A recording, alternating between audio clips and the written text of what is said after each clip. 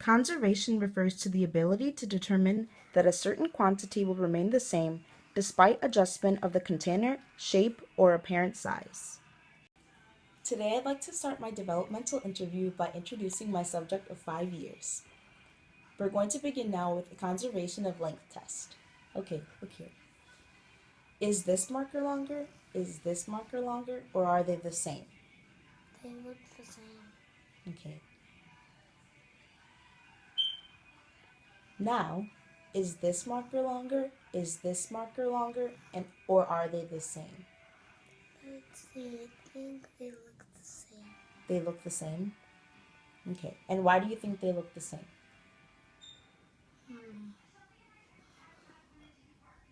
Well, their color is not Not based on color, but based on how the marker looks. Why do you think it's the same?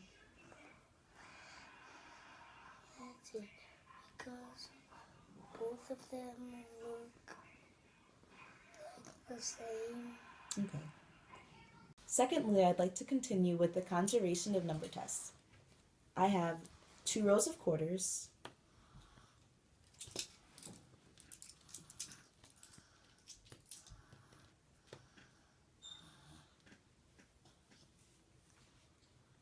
okay. Now tell me, does this row have more quarters? Does this row have more quarters? Or are they the same? Both of them are 5. So, more quarters, less quarters, or the same?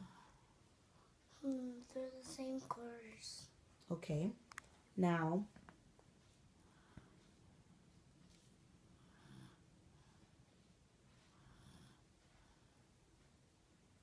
does this row have more quarters? Does this row have more quarters? Or are they the same? I think this one has more quarters. And why do you think that? No, because they have 1, 2, 3, 4, 5. Now I'm going to continue with the conservation of liquid test. Okay, in this glass, I'm going to pour some orange juice.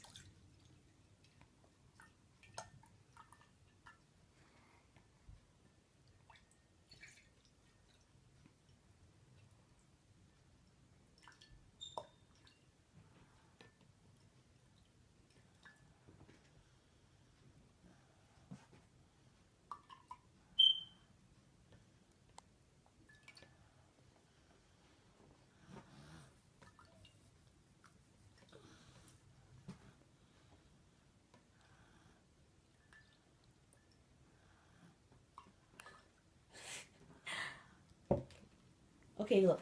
Does this cup have more orange juice? Does this cup have more orange juice? Or are they the same? Both of them look the same. They look the same? Okay. Now I'm going to take this orange juice and pour it into this one.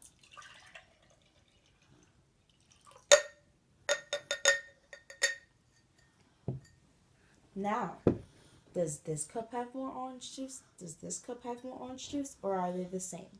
This cup has more and this cup has more. Okay. Does this cup have more? Does this cup have more? Or are they the same? They look the same. And why do you think? Because that one's more and that one's more. One has to have more than the other. Which one do you think has more? I think that one has less and that one has more. This one has less and this one has more? Yes. Why? Because that one looks less and that one looks more. Okay. Classification is the ability to group objects together on the basis of common features. Thirdly, I'm going to continue with the classification of hierarchical items test. Okay, Nathan. In this box, I have 3 items.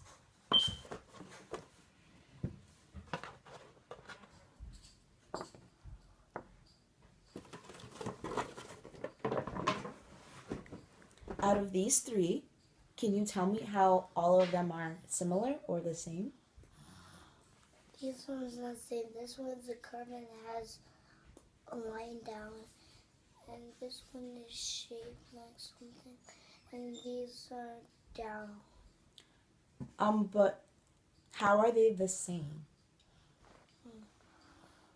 This one is shaped like that, and that is shaped like this, and those are not. This is not the same as that. Okay. Because this one bends. How are they all different? How are they different from one another? Because they're different fruits, and one of them has a curve here and a line down. Deductive reasoning is a logical process in which a conclusion is based on the concordance of multiple premises that are assumed to be true. Next, I'd like to continue with the deductive reasoning test. Okay, Nate, I'm going to give you some rules for a game. All birds have feathers. All birds have feathers. A parrot is a bird. Does a parrot have feathers? Parrot has feathers, and those will have feathers. Okay, but just generally, if all birds have feathers and a parrot is a bird, does the parrot have feathers? Yes or no? Yes. Okay. Now we're gonna do another one. All dogs can fly. All dogs can fly. Fido is a dog. Can Fido fly? No. Why? Because they don't have wings. Okay. Now I'm going to provide my subject with the moral dilemma. Okay, Nathan, listen to the story I'm about to tell you, okay? Sally is a homeless mother, and she's walking down the street when she found a wallet. She found a wallet on the floor. She looked in the wallet and saw that there were $300 in it. That's a lot of money, right? $300? Would you like to have $300? Okay. She wasn't sure how to get it back to the owner. She didn't know how to get it back to the person who it belonged to. So she decided to take the money out of the wallet since it would be enough money for her to feed her children for the next 2 weeks. But she decided to return the rest of the wallet with the credit card still in it to the police station. So she gave the wallet back to the police station, but she kept the $300 that were in it because her children needed the money so that she could buy food for them. Now I'm going to ask you some questions about the story I just told you, okay? Do you think it was okay for Sally to take the money? No. Why? Because she would keep it for herself, and the author would be mad. Okay. Now I'm going to ask you another question. Should she have taken the credit cards out of the wallet too? No. Why not? Because she could get in trouble. And I'm going to ask you another question. What else could Sally have done? She couldn't have taken the wallet. What do you think she should have done with it? Buy money to buy food for kids. But you don't think she should have taken the money out of the wallet? Yeah. You don't think she should have taken it? Yeah. Okay. Theory of mind is the ability to attribute mental states to oneself and understand that others have a perspective different from one's own. Now, I'm going to continue with the theory of mind test. Okay, this is your friend Mickey, right? You guys are the best of friends? Okay, now I'm going to ask you a question. What do you think is in this box? Apple Jacks. Apple Jacks? Okay. Let's all take a look inside. Uh-oh. Carrots. Okay. What will Mickey, your best bud, think is in the box? Carrots. Why carrots?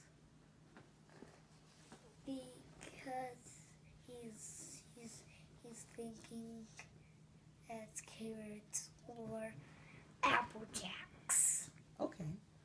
Egocentrism is the restriction on a child's perception caused by the child seeing the world from their perspective and nobody else's.